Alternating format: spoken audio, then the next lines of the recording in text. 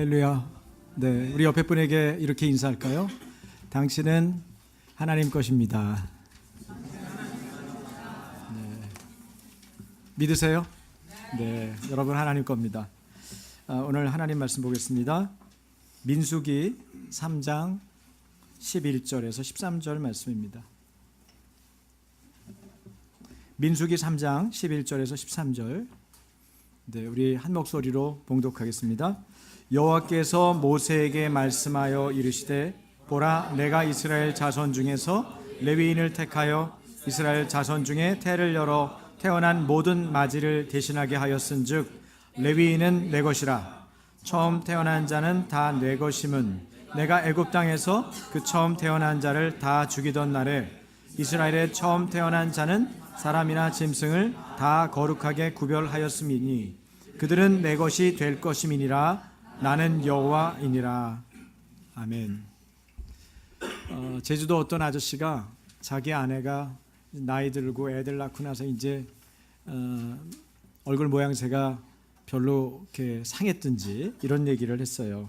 당신이 결혼할 때는 뽀얗고 하얀 얼굴에 가느다랬는데 결혼해서 고생하더나 많이 상했어요. 남편이 그렇게 무뚝뚝한 남편이 아내에 대한 얘기를 다른 사람에게 이렇게 얘기하는 걸 들었습니다. 여러분, 사람들은 자신의 아름다움이 계속 유지되기를 원합니다. 이런 마음에 성형 수술로도 이어지고 성형 가운데 가장 큰 비중, 여러분 성형 중에서 가장 많이 하는 시술이 뭘까요? 쌍꺼풀? 네. 저도 그런 걸 줄 알았어요. 근데 그게 아니더군요. 2013년 기준이긴 하지만 주름, 반점, 털 제거, 이른바 비절개 시술이 제일 많다고 그래요.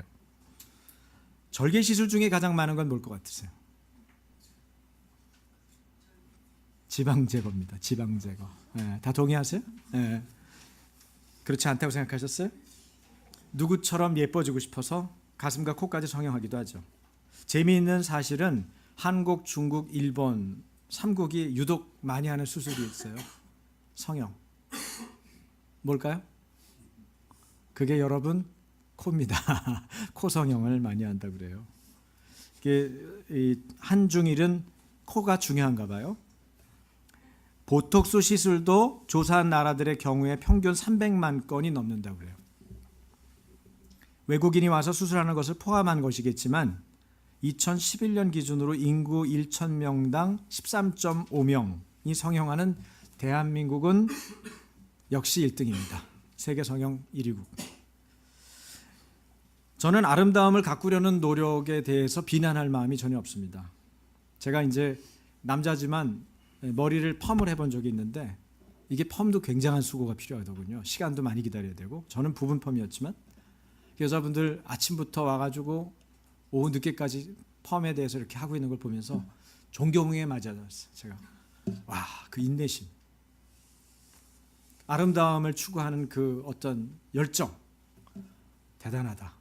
나는 여성들의 아름다움을 추구하는 열정을 못 쫓아가겠다. 그런 생각을 한 적이 있어요. 여러분, 아름다움을 가꾸는 것은 좋은 일이죠. 아름답게 해야지 남편 앞이라고 그래서 맨날 파자마만 입고 돌아다니면 안 되겠죠. 또 반대로 남자들도 마찬가지예요. 내 아내니까 추리닝만 맨날 끌고 다니면 안 되잖아요. 자기가 갖추어서 입고 또 그런 좋은 모습을 보여주려고 하는 태도는 굉장히 바람직하다고 볼 수 있습니다. 그러나 존재 가치는 우리들 외모에 있지 않죠. 여러분도 그걸 동의하실 거예요. 우리 외모에 존재 가치가 있지 않아요. 내면이 준비되지 않은 아름다움은 그런 의미에서 무의미합니다. 사실 우리는 질그릇처럼 보잘것없고 흔한 존재예요. 우리보다 예쁘고 멋있는 사람은 수두룩해요. 어디 누가 그랬죠? 우크라이나에는 밭에서 일하는 사람들 다 김태희다? 그런 얘기 하더라고요. 그래서 정말 그런가 하고 우크라이나 선교사가 보낸 사진들을 보니까 정말 그래요.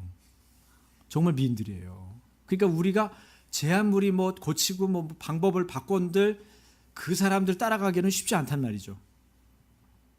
그런 면에서 볼 때 비교하면 불행해지는 것입니다. 성형이 잘 되어도 거기서 거기에요. 잘나봤자 전도서에서 말한 것처럼 헤아리 새 것이 없습니다. 다만 믿는 자가 가치 있는 이유는 뭐예요? 질그릇 안에 담겨 있는 보배 때문입니다. 보배이신 그리스도의 것이라서, 보배이신 그리스도를 내 마음에 담았기 때문에 나는 뭐예요? 예수같이, 예수짤입니다. 따라서 해보시겠어요? 나는 예수같이, 예수짤이다. 네, 그래서 우리는 그리스도의 소유예요. 내가 그리스도에게 속했다는 것은 내가 그리스도를 임금과 구주로 받아들이고 섬긴다는 뜻입니다. 나아가서 그리스도의 가치를 나의 우선적이고 가장 중심적인 가치로 받아들인다는 거예요. 가치가 안 바뀌고 우리의 속사람이 안 바뀐 상태에서 있다면, 그대로 유지되고 있다면 나는 그리스도의 사람이 아니죠. 그리스도의 가치로 내가 계속 그 방향을 지향하고 바꾸려고 하는 의지가 없다면 나는 적어도 지금은 그리스도의 사람이 아니에요. 여러분이 아침인인데, 아침교회에 소속된 등록교인이기 때문에 아침인 이렇게 부르잖아요. 그 아침인 중에 아침교회가 추구하는 가치하고 무관한 사람이 있다고 생각해 보세요. 하나님이 아침교회에 어떤 비전을 주셨어요. 하나님이 목회자를 통해서, 교회 공동체를 통해서 어떤 것에 대해서 말씀하셨어요. 최근에 우리가 중요하게 여기고 계속 추구하고 있는 중요한 가치 중에 하나는 뭐죠? 나라와 통일을 위한 기도에 대한 가치예요. 그것에서 하나님이 우리에게, 우리 교회 공동체에게 주신 명령과 부르심이에요. 아침교회가 작은데요, 상관없어요. 하나님이 말씀하셨냐 안 말씀하셨냐, 명령하셨냐 명령하지 않았냐, 그게 중요한 거예요. 그런데 그것에 대해서 나는 별로 그런 가치가 없어요. 뭐 나라는 뭐 알아서 잘 되겠죠. 통일은 뭐 우리가 뭐 기도한다고 되겠어요. 이런 식의 생각을 만약에 한다면 그분은 죄송하지만 아침인 자리에 여러분이 앉아 계시지만 아침인은 아직은 아닙니다. 마찬가지로 그리스도는 나의 주님이고 왕이십니다라고 말해도 그리스도의 가치와 무관한 그런 삶, 생각, 마음을 가지고 우리가 살아간다면 아직은 그리스도인이 아닌 거예요. 그래서 무엇에 속했다는 것은 그것과 가치를 같이 한다는 거예요. 그리스도에게 속했다, 그리스도와 가치를 같이 한다는 거예요.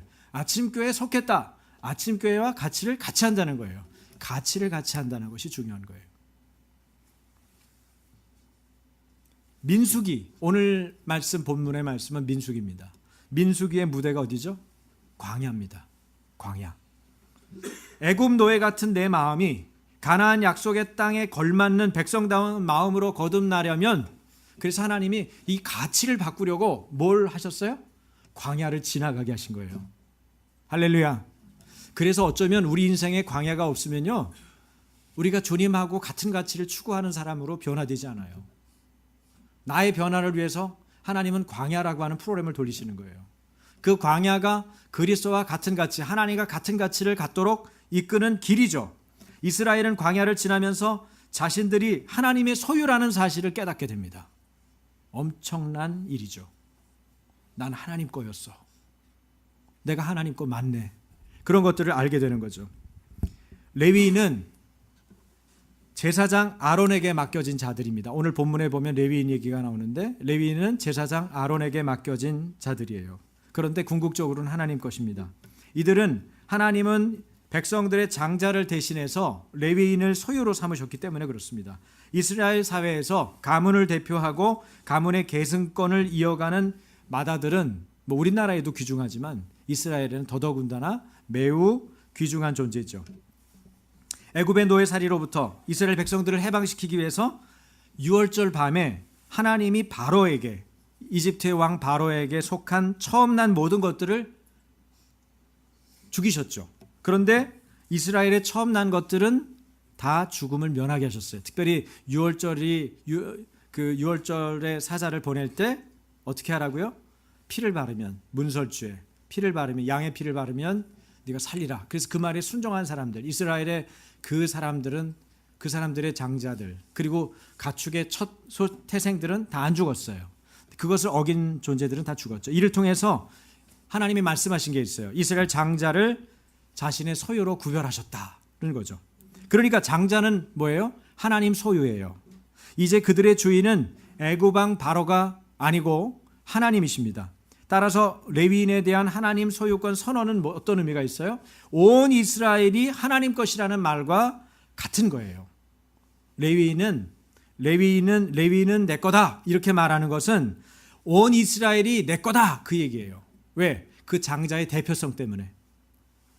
하나님의 소유라는 이 사실이 이스라엘을 다르게 한 것처럼 하나님이 여러분에게 넌 내 거야 라고 말할 때 그 사실을 내가 받아들이고 그것을 믿게 되고 그 가치를 깨닫게 되면 나도 변화됩니다. 그래서 예수 믿는 사람이 달라지는 거예요.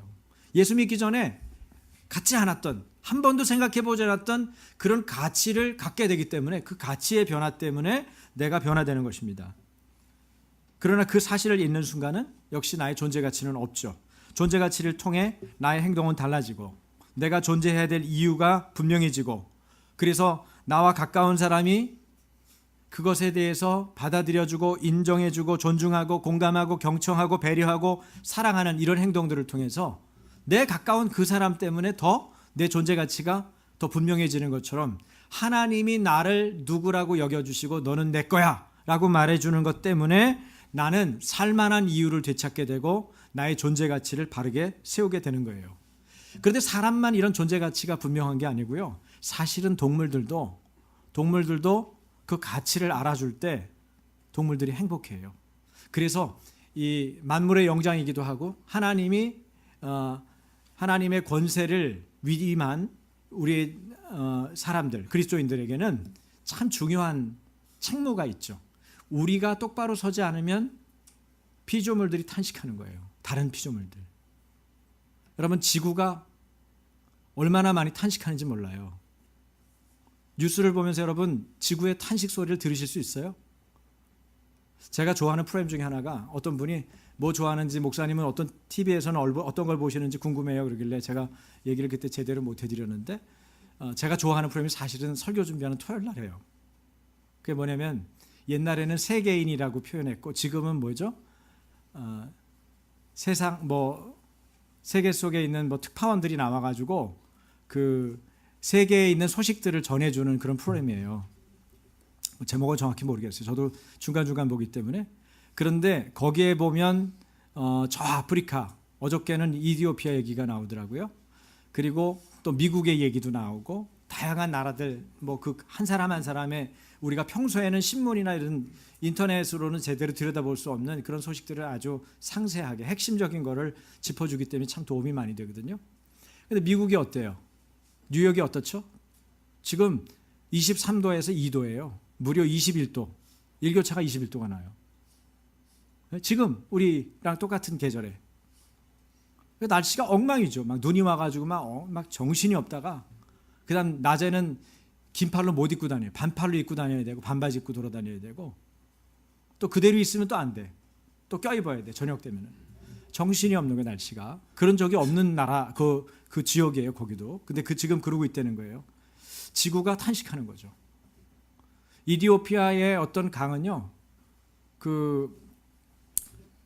거기서 시추 사업을 오래전에 했다가 빼놓고 나서 제대로 그거 관을 갈아줘야 되잖아요. 한 30년, 20년 쓰면은. 관을 안 갈아줘 관이 터져가지고 기름이 유출됐는데 우리나라가 1년 동안 쓰는 기름 양이 거기에 이렇게 토양과 그 하천에 다 흘러가지고요. 여러분 거기를 근거지로 사는 아프리카 사람들이 물고기 잡고 다 땅 일고 어디 살 거 아니에요. 그 사람들 어떻게 살겠어요? 지구가 탄식하는 겁니다. 누가 잘못했기 때문에 그래요? 하나님의 소유가치, 하나님의 소유인 인간이 잘못되면 정신이 잘못되고 죄를 짓고 하나님의 자기가 어떤 존재 가치 가운데 살아야 되는지에 대한 사명을 놓쳤을 때 여러분 주변 사람, 예수 안 믿는 사람, 예수 믿는 사람, 그 다음에 동물들, 식물들, 땅 전부 할 거 없이 어떻게 돼요? 피조물들이 탄식하는 거예요. 그런 꼴이 되는 거예요. 그러므로 우리가 하나님의 소유라는 사실을 정확하게 이해하고 알고 있는 게 얼마나 중요한가. 동물의 경우도 제가 동물 얘기를 조금 하려고 그러는데 동물조차도 이게 가치를 잘 몰라주고 알아주지 않잖아요. 그러면 이상행동을 보여요. 이상행동. 제가 동물의 행동 심리를 이해하는 데 보다 더 많은 도움이 되는 EBS에서 하는 방송이 있어요. 혹시 보신 분도 있을 거예요. 세상에 나쁜 개는 없다. 보셨어요? 보신 적 있는 분 손 들어보세요. 세상에 역시 두 분밖에 없네요. 혹시 저처럼 다른 사람의 행동의 어떤 유형이나 이런 어떤 변화에 대해서 관심이 있는 분들은 그런 거 관찰하는 거 괜찮아요. 저는 이제 제가 전공이 심리학이었고 또 제 생활 속에서 늘 그거를 확인하는 걸 참 좋아하기 때문에 이 사회과학적인 사고 때문에 그런 프로그램이 오면은 눈을 못 떼고 보는데, 이게 어떤 프로그램이냐면 세상에 나쁜 개는 없다. 이건 여러분 아이가 달라졌어요. 이런 프로그램이랑 비슷한 거예요. 주제가 뭐예요? 아이에서 개로 바뀐 거죠. 전국을 돌면서 문제 해결을 돕는 내용을 촬영하는 이 그 프로그램이에요. 근데 이 베테랑 제작진을 당황하게 했던 한 녀석이 나타났는데, 보면은 아주 예쁘고 착하게 생겼고 차분하고 사랑스러운 외모를 가진 그런 개인데, 이 코카스 파니엘이라고 하는 개예요. 개 이름은 두부. 왜 두부라고 줬는지 모르겠는데, 근데 이놈이 생긴 외모하고는 다르게 상상할 수 없는 양기를 가지고 있어요. 그래서 언제 어디서든 상대를 불문하고 마운팅을 하는 거예요. 이 마운팅이 뭐냐면 어떤 물건이든지 사람이든지 올라타는 그런 일을 하는 거예요. 얼마나 망측해요. 두부 이놈 때문에 같이 있던 그 개도 원래 푸들 개가 원래 있었는데, 그 개의 이름이 믿음인데 아마 그 보호자들이 다 크리스찬 아닌가 싶어요. 믿음이라고 이름을 지은 거 보니까. 믿음인데 믿음이도 귀찮은 거야. 믿음인도 순놈인데 순놈이고 뭐 암놈이고 뭐 물건이고 상관이 없어. 마운팅을 하는 거야. 그러니까 이게 참 죽을 맛이죠. 그러다가 조금 더 지내다가 볼일을 보면 아무데나 볼일을 보고, 볼일 본 걸 또 그냥 놔두는 게 아니고 그 중에 일부는 또 드셔요. 클린 서비스까지 하는 거야, 이 개가. 그 임시 보호를 하려고 데려온 개인데 이상 행동을 보이는 거죠. 사람이든 동물이든 이상 행동을 보일 때는 여러분 이렇게 생각하면 좋아요. 왜 저런 행동을 할까? 처음엔 그런 생각이 들겠죠? 그 다음에 생각을 이렇게 생각해야 돼. 저런 행동을 할 만한 무슨 이유가 있겠구나. 이렇게 생각하셔야 돼요. 뭐 욕을 해버리면 안 돼요. 그런 행동을 할 만한 무슨 이유가 있을까? 이렇게 알아봐야 돼. 그게 관심과 사랑이에요. 그런데 이 문제를 해결하는 이 프로그램의 그 중요한 입장에 있는 사람이 누구냐면은 행동심리학을 공부한 분 같아요. 동물 행동심리학을 공부한 분 같은데, 이분이 이제 등장해가지고 이 문제를 풀어주는 거예요. 근데 이 개가 오게 된 배경이 있더라고요. 어떤 거냐면은 이 보호자 중에 남자 보호자가 학대 전담 경찰관이에요. 근데 학대 신고가 들어온 거죠. 그래서 가보니까 그 개를 효자손으로 뭐 지 마음에 안 들었던 행동을 했나 보죠, 개가. 그래서 예쁘게 생긴 이 9개월밖에 안 됐거든요, 개도. 근데 9개월밖에 안 된 개를 막 때린 거예요, 효자손으로. 그러니까 애들이 둘이 자기 아빠를 말린 거죠. 아빠 때리지 마요. 그리고 막 울면서 말리니까 그 애들을 또 때린 거야. 그래가지고 아동 학대로 들어온 거죠. 그러니까 아버지는 구치소 가고 애들은 보호소 가고, 어떻게 되겠어요? 개가 비어 있잖아요. 개 돌볼 사람이 없는 거예요. 그러니까 학대 전담 경찰관인 이 사람이 이제 임시 보호자한테 맡겼는데 개가 이상 행동을 자꾸 하니까, 좀 데리고 있어 보려고 그러면 개가 자꾸 이상하니까 그 개를 감당을 못 해가지고 파양을 한 거예요. 그래가지고 4번이나 파양을 당한 개예요. 그러니까 그 세월에 겪는 저는 근데 개로 안 보이고 왜 사람으로 보이는지 모르겠더라고. 우리가 사람들도 그럴 수가 있잖아요. 이런 아픔과 상처와. 어쨌든 이 개 얘기로 가자고요. 개를 그래서 4번이나 파양한 이 개를 어떻게 할 줄 모르니까 프로그램에 이제 신고를 해가지고 도움을 청한 거예요. 그러니까 반려견 행동 전문가 강모 씨가 등장을 했어요. 이 사람은 개에 대해서 도사예요. 개 행동을 다 예측하고 연구하고 그러는 거예요. 저도 그 행동 심리학에 굉장히 관심이 있었고, 사실은 제가 신학을 안 했으면은 심리학의 이쪽 분야로 갔거나 아니면 상담 심리학 쪽으로 갔을 가능성이 있는 사람이었기 때문에 굉장히 관심이 있었거든요. 제가 범죄 심리학도 해볼 생각도 했었고, 그런 쪽의 교수나 이런 쪽에 공부를 할 생각을 했었던 사람이라 그걸 예사롭지 않게 봤던 그동안의 생활이 있어요. 그런데 그 사람이 이제 그걸 개를 다루는 거예요.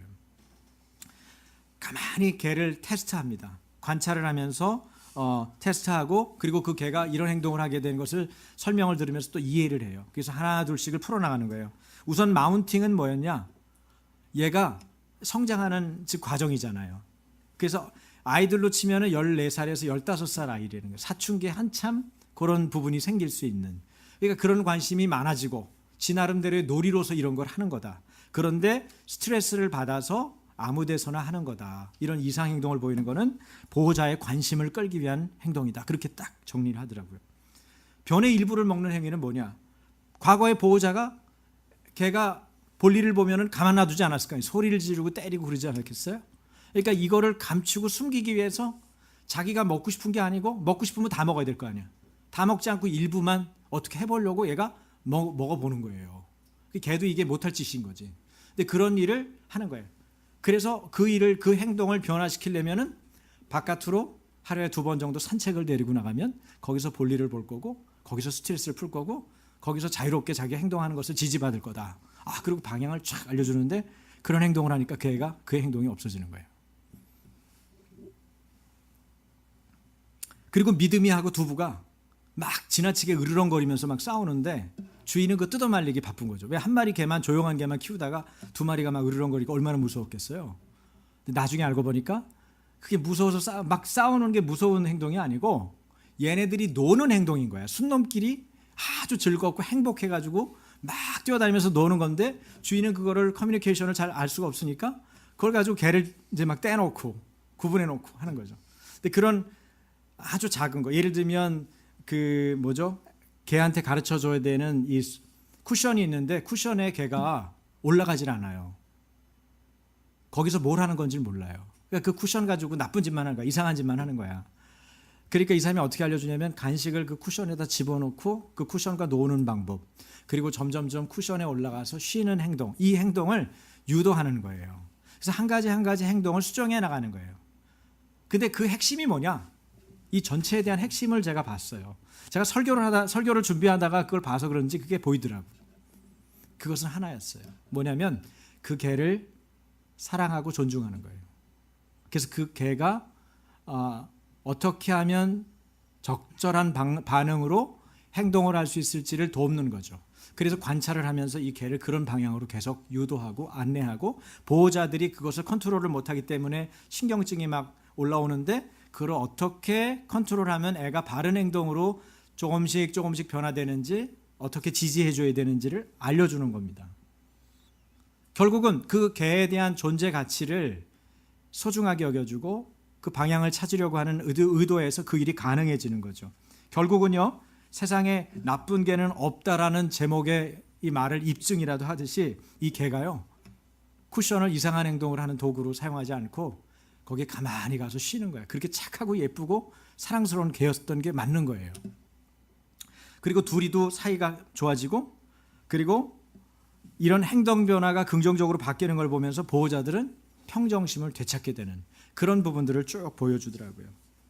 저는 이 내용을 보면서 개조차도 개의 존재 가치를 무시하고 학대하면 이상 행동을 보이고, 자, 사람은 어떨까? 하물며 사람은 사람의 행동을 이해하지 못하고 표현을 알지 못하면 우리가 도와주려고 하는 의도가 있어도 결코 조금도 도와줄 수가 없겠구나라는 사실을 깨달았습니다.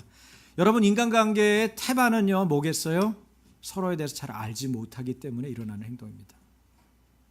30년 사셨습니까? 부부끼리? 30년 살았다고 알고 있는 게 아니에요. 아직도 어떻게 상대의 말에 대해서 반응하고 어떤 행동을 취해야 되는지 잘 알지 못하고 감정을 컨트롤하지 못해요. 서로를 잘 알지 못하기 때문에 서로를 기대하지 않는 방식으로 표현하고 있기 때문에 자신의 의도와는 달리 오해가 되고 미움이 더해가는 겁니다. 그러니까 상대방에 대해서 연구하고 서로의 표현에 대해서 어떻게 커뮤니케이션에서 수정해 나가야 되는지 알지 않는 이상 우리는 서로에게 도움을 주지 못해요. 가까운 가족이라도 그래요. 가까운 가족이라도. 근데 거기에 핵심은 뭐예요? 그냥 그 상대의 존재 가치를 인정해주고 존중해주는 거예요. 여러분, 광야를 지나는 것은 뭐가 제일 중요하겠어요? 광야를 지날 때 하나님의 소유인 내가 해야 될 가장 중요한 건 뭘까요? 그건 순종입니다. 순종하는 거예요. 하나님이 만들어 놓으셨을 때 하나님이 만들어 놓은 창조물에 대해서 그것을 존중하는 것은 하나님의 말씀에 대해 순종하는 거예요. 존중한다는 것은 부모로서의 역할을 안 하고 가르쳐야 될 때 안 가르치고 그걸 말하는 게 아니에요. 자기 방식으로 그 아이를 뜯어고치고 자기 방식으로 아내나 남편을 바꿔보려고 하는 것 자체가 여기에는 문제가 있다는 거예요. 상대방을 더 깊이 관찰하고 하나님이 저 지체를 내게 주신 이유에 대해서 더 깨달으면서 지켜보면 거기에 대한 새로운 방법들이 열린다는 거죠. 하나님이 나를 소유하셨는데 나의 길에 대해서 관심이 없을 리가 없으시죠. 반드시 나의 길에 대한 관심이 있어요. 왜냐하면 내가 하나님 거기 때문에. 선한 목자가 능력이 없으셔서 우리의 길을 엉뚱한 곳으로 인도하실 리는 없죠.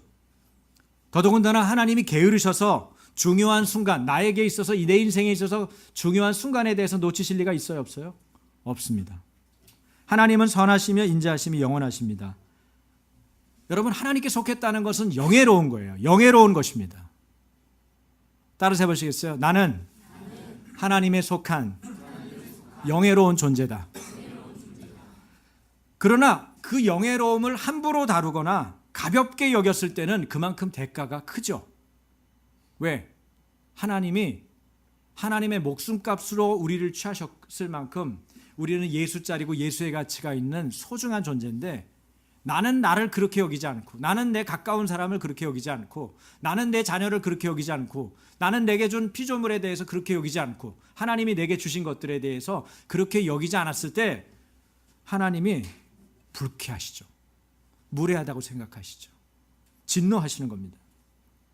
그래서 성경에 하나님을 만홀히 여기지 말라 그렇게 얘기한 거예요. 근데 이 말을 잘 알아야 돼요. 하나님을 만홀히 여기지 말라.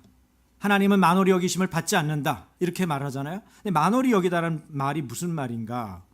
헬라어로 미크테리조라는 말인데, 이 말은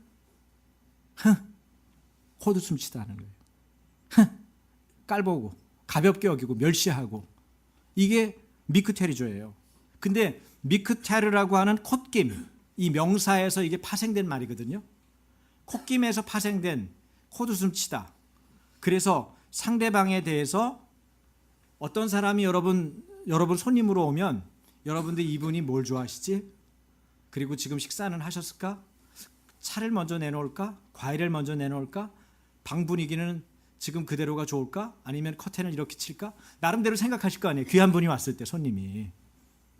그런데 이 미크테리조, 만홀히 여긴다는 건 뭐냐면 그때그때 생각나는 대로 함부로 하는 버릇없는 행실을 말해요. 여러분 만나는 분 중에 아주 무례한 분들 있죠. 불러다 놓고 왜 불렀는지 모르게 만드는. 제가 어느 단체에 초대를 받았는데 내가 그 단체에는 죽어도 다시 안 갈 거예요. 내가 거기 왜 왔는지 그 2시간이 너무 아까웠어요. 나를 왜 거기에 초청장을 붙여가지고 오세요라고 전화까지 해가지고 나를 왜 불렀는지 이해가 안 되는 단체였어요. 그래서 내가 다음에 부를 일도 없겠지만 혹시 또 불러도 절대 안 갈 거다. 그 부른 주체가 똑같으면. 그 생각을 한 적이 있어요. 여러분이 어떤 대우를 받기 원하세요? 여러분이 대접받기 원하시는 대로 남을 대접하는 거예요. 그게 우리 주님께서 가르쳐준 황금률이에요. 황금률이 뭐예요? 성경에서 말하고 있는 가장 핵심, 요체, 그걸 말하고 있는 거예요. 그런데 인간관계에서 어떻게 하라고 그래요? 네가 대접받고 싶은 대로 남 대접해, 그 얘기예요. 너 어떤 대접 받고 싶어? 그 대접을 그 사람한테 해. 지금 네가 볼 때 별 볼 일 없고 아무것도 안 가지고 있고 너한테 지금 도움도 안 줄 거고 은혜도 못 갚을 거고 그런 사람이 있지? 그 사람한테 그럼에도 불구하고 네가 그 사람이라고 생각했을 때 어떤 대접을 받고 싶어? 그 대접을 가져. 대접 받고 싶은 대로 그 사람을 대접해 라고 하나님이 성경 말씀의 전체의 요체, 가장 중요한 것으로 그것을 찝어서 얘기를 하신 거예요. 그게 마태복음에도 나오고 마태복음 7장 12절에 나오고 누가복음 6장 31절 똑같은 말이 나온 거예요. 왜? 우리는 소중하니까요. 왜요? 우리는 예수짜리니까. 왜요? 하나님이 넌 내 거다. 그리고 우리를 말씀하셨기 때문에. 그런데 그런 가치로 가장 그렇게 안 보는 사람이 누군지 아세요? 너무 어이없게도 내 남편이나 내 아내, 내 자식이나 우리 가족이 아니에요. 교회 식구들이 아니에요. 누군 줄 아세요? 나예요, 나. 내가 그렇게 안 보는 거예요, 내가. 자기가 자기를 그렇게 안 봐주기 때문에 나의 무례함은 사실은 그 결정체로 다른 사람에게 등장하는 거예요.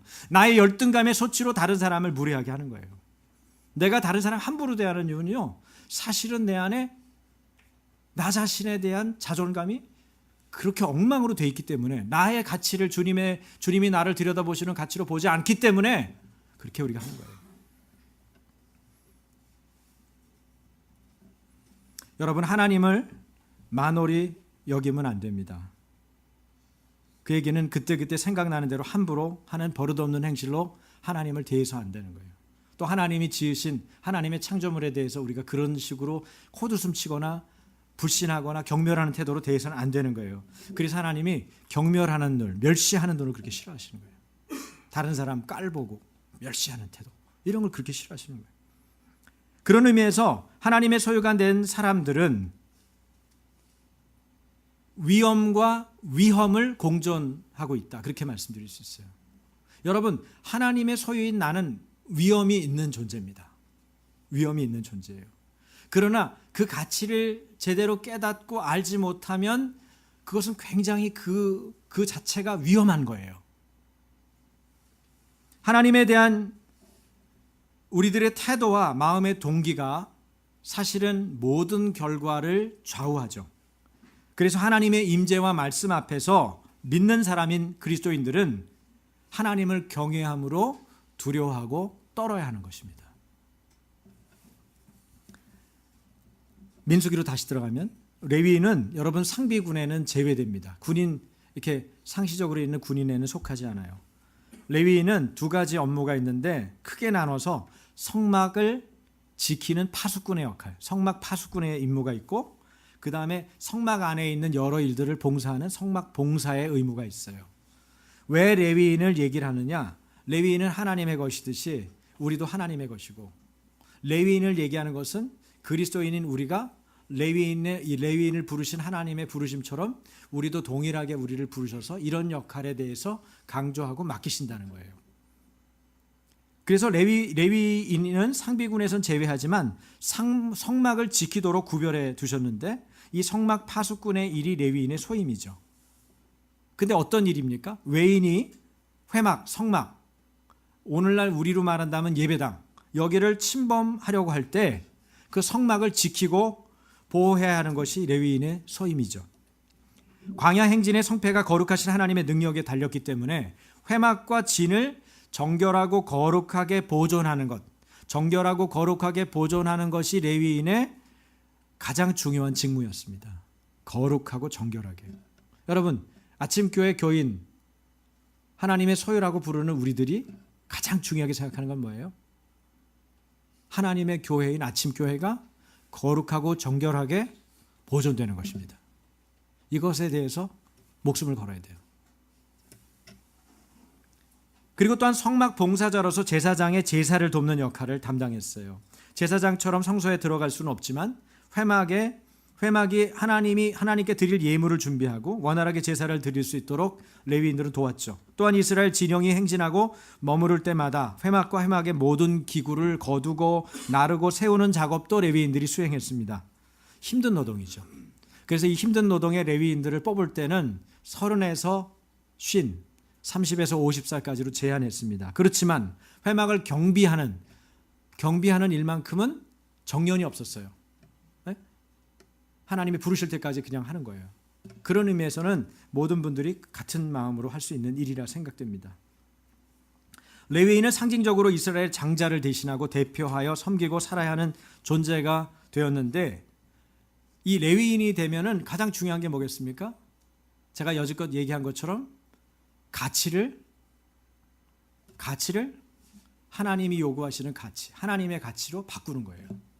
그래서 이전의 가치관을 버리는 것, 이것이 레위인에게 가장 중요했어요. 이전의 삶의 방식과 목표도 새로워져야 했어요. 자기 자신의 개인적인 목표는 다 하나님이 부어주시고 하나님이 부르신 목표에 다시 전환을 시켜야 되는 그런 일을 한 거예요. 하나님의 소유가 된 우리 모두도 마찬가지죠. 그리스도인은 그리스도의 가치를 가진 사람이에요. 레위 지파의 임무는 크게 네 가지로 구분됩니다.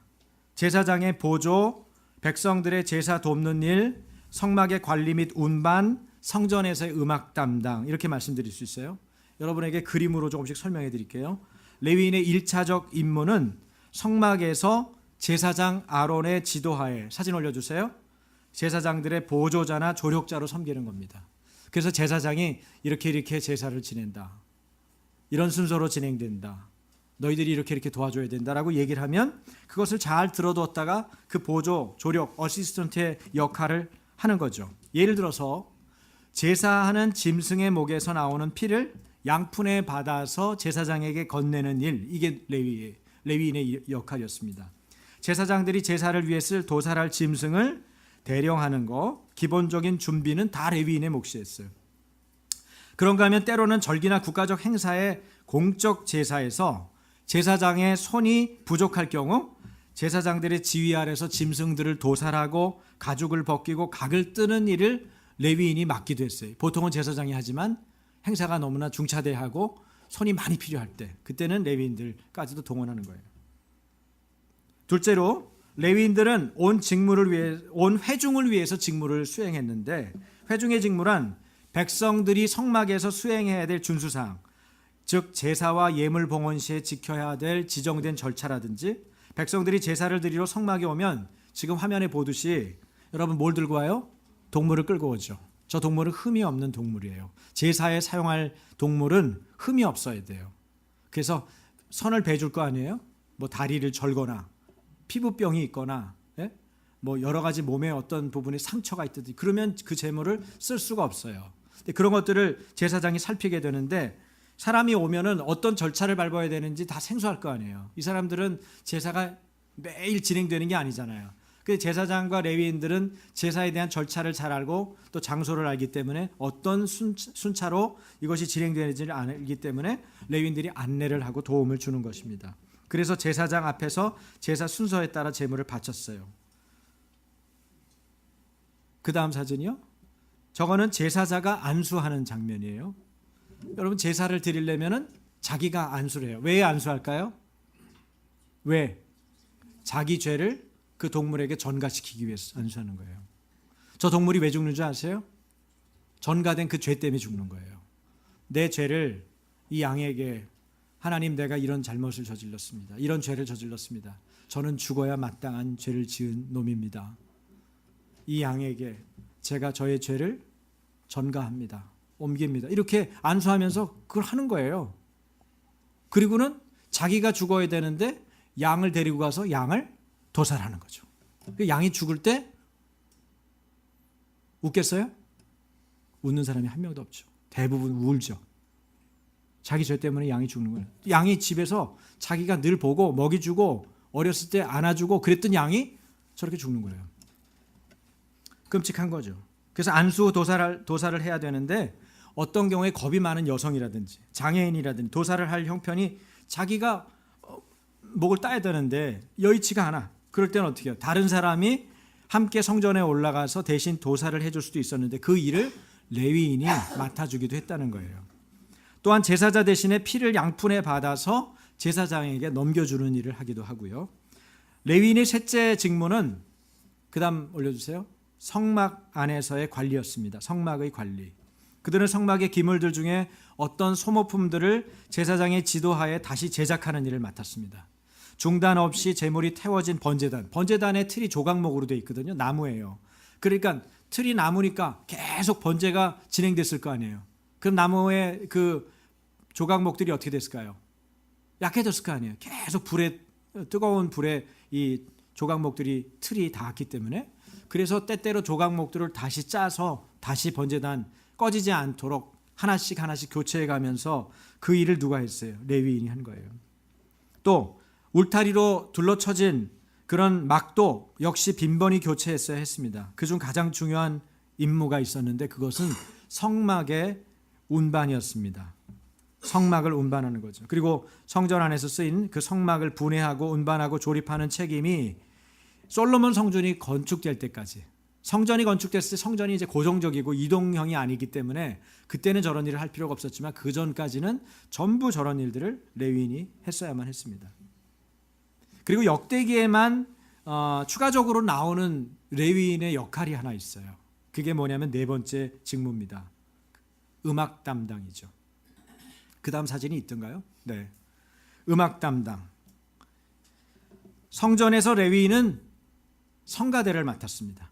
물론 악기도 연주했습니다. 레위인들은 성막의 제사장이 아니지만 준 제사장으로 특별한 임무를 맡았습니다. 성막 봉사를 위해서 출입에 별다른 제한도 없었어요.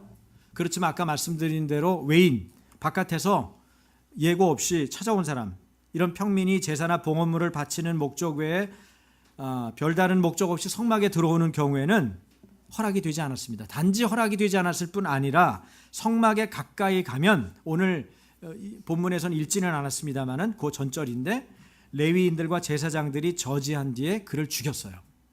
성막을 함부로 가까이 했기 때문에. 그렇게 엄격하게 다룬 것입니다. 여러분, 하나님께서는 이집트를 탈출하던, 이 애굽을 탈출하던 날밤 6월절에 이스라엘 사람으로부터 가축에 이르는 모든 첫 태생을 다 거룩하게 구별해서 그들을 하나님의 것으로 삼았죠. 그러니 우리는 하나님 앞에서 세상을 대표해서 또 대신해서 살아야 하는 위험 있는 존재입니다. 하나님 나라의 가치로, 그리스도의 가치로 살아야 되는 위험 있는 존재가 바로 우리라는 거예요. 근데 그 가치를 모르고 그것을 함부로 다루거나 그것에 대해서 가볍게 여기는 것은 하나님을 만홀히 여기는 거예요. 하나님을 쳐다보고 코웃음 치는 거죠. 그렇기 때문에 신앙생활 한다는 것은 어떤 면에서는 우리 자신에게 주어진 영예로운 그 위험을 바라볼 때는 굉장히 행복하고 자부심을 가져야 합니다마는 동시에 그것은 위험한 것이에요.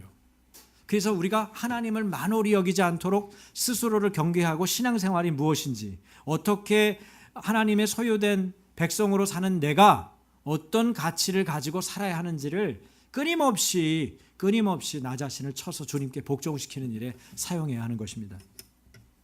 우리가 가진 가치는 외모나 학벌이나 가진 재산이나 지위에 있지 않습니다. 우리의 진정한 존재 가치는 내가 가진 것이 아니라 내 안에 계신 주님께 있죠. 그리고 그 주님을 내가 어떻게 받아들이고 어떻게 대하느냐에 달렸어요. 그래서 여러분, 예수 믿는 게 똑같은 게 아니에요. 주님의 임재에 대해서 어떻게 받아들이고 어떻게 대하느냐, 그분을 어떻게 모시느냐에 전혀 신앙의 차원이 전혀 다른 차원이 열리는 거예요. 성경은 그리스도를 뭐라고 불렀어요? 보배라고 불렀죠. 여러분, 고린도후서 4장의 말씀입니다. 저하고 한 절씩 교독하겠습니다. 제가 먼저 읽습니다. 우리가 이 보배를 질그릇에 가졌으니 이는 심히 큰 능력은 하나님께 있고 우리에게 있지 아니함을 알게 하려 함이라.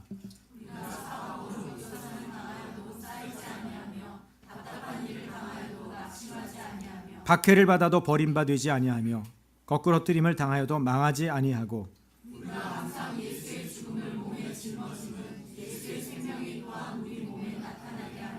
11절 다 같이. 우리 살아있는 자가 항상 예수를 위하여 죽음에 넘겨짐은 예수의 생명이 또한 우리 죽을 육체에 나타나게 하려 함이라. 여러분의 존재 가치는 어떤 것입니까? 성경은 예수 가치, 그리스도의 가치로 우리를 부르셨다고 말씀합니다. 나의 존재 가치를 깨달은 우리는 이웃의 존재 가치를 알아야 합니다. 그리고 하나님께서 지은 피조 세계에 대한 존재 가치를 알아야 합니다. 그리고 가장 무엇보다도 주님이 내게 어떤 분이신지를 정확하게 이해하고 그렇게 반응하는 것이 건강한 신앙인의 자세입니다. 그럴 때 우리는 하나님을 만홀히 여기지 않고 그분에게 함부로 코웃음 치지 않고 주님께서 나를 그렇게 불러주시고 여겨주신 것처럼 나도 나를 그렇게 여기고 이웃을 그렇게 여기고 피조 세계에 대해서 그렇게 여기고, 그리고 그런 태도로 우리가 살아갈 수가 있게 되는 것입니다. 사랑하는 여러분, 오늘 하나님의 말씀을 통해서 우리가 하나님에 대해서 다른 모습으로 대하고 반응하는 믿음의 용사들이 되기를 주님의 이름으로 축원합니다. 우리 기도하겠습니다. 혹시 여러분 중에 잘 몰라서 또 그런 부분에 대한 믿음이 없었기 때문에 하나님에 대해서 그때그때 생각나는 대로 함부로 하는 버릇없는 행실, 이 만홀히 여기는 행동을 했던 적이 있었던 분들, 그것이 말씀 듣는 중에 깨달아지고 알게 된 분이 있다면 이 시간 그것을 회개하십시오. 하나님, 제가 주님을 몰라 뵀습니다. 주님을 너무나 가볍게 여기고 함부로 다루었습니다.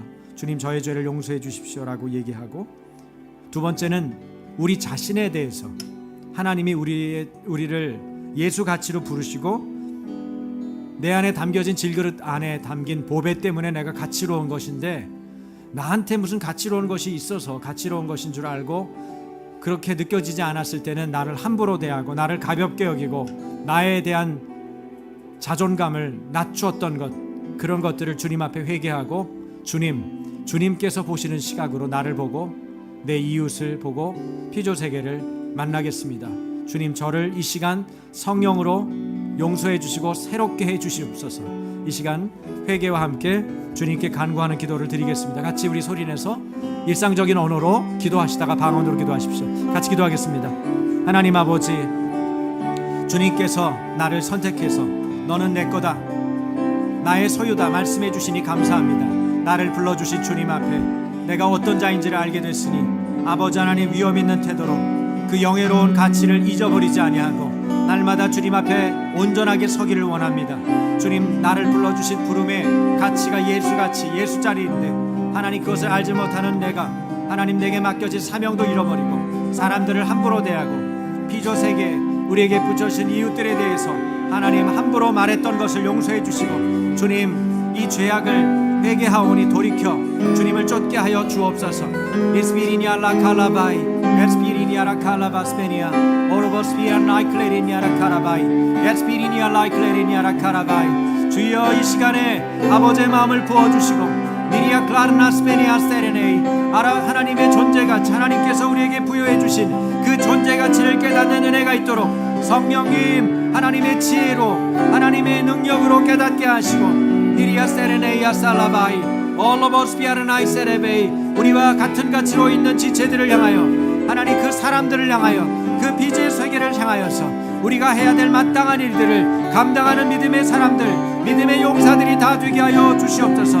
니리아 셀레크르노요 어스피리니아라 카라바이 닐리비스피알라이아 샤라바이 어스피리니아라 카라바이 네니아 세레네크노요 사르나이 엘레베스피아르나이 세레베이 올로버스피아르나이 세레베이. 나는 주님이 이름으로 사신 하나님 귀한 자녀입니다. 보배로우신 주님, 나의 보배이신 주님이 내게 담겨 있으므로 나는 존재 가치가 있습니다. 하나님, 결코 흔들리지 않는 믿음의 용사로 날마다 살아가도록 주님 인도하여 주시옵소서. 예수님의 이름으로 기도합니다. 아멘.